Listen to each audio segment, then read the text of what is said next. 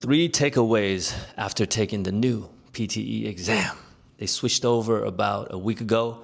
We've taken it about 5 times. There's many more to go. I got another one scheduled for Monday, all right? But this has nothing to do with techniques. We're far from that right now. I want to talk about scoring and preparation, all right? 3 important things you got to know. Number 1, this is not the same PTE test as before. This is a new test. Yes, the name is still PTE Academic.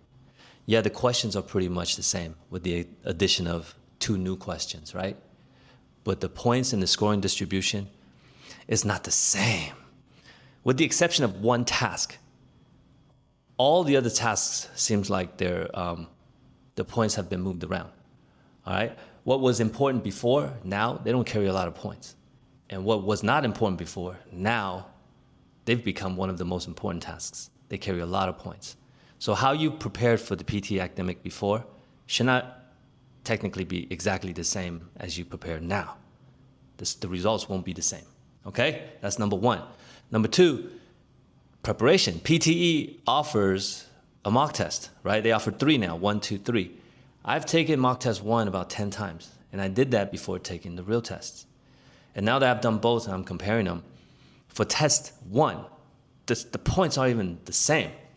Speaking of writing, for example, writing mostly, I got a lot more points for writing on the mock test than I did on the real test. I'm talking about total points. I'm not talking about taking the test, getting 90. I answer all the questions separately, one by one. Can you imagine how many tests I've taken, right?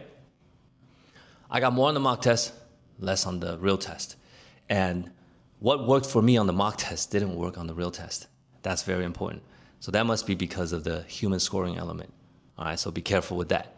Now, talking about scoring, let me talk about 90s, all right? I know 90 is the highest, but that's not the maximum score you can get.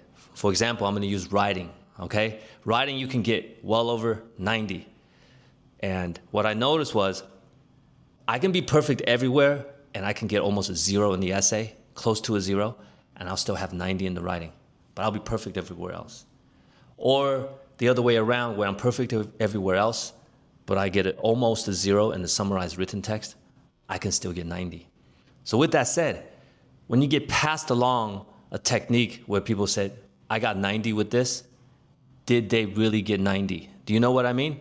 Because they could have gotten 90 with the 0, almost a 0 there, but they were perfect everywhere else. So the question is, can you be perfect everywhere else? Otherwise, you have to understand where you're actually getting points and how many you can get. I hope that helps.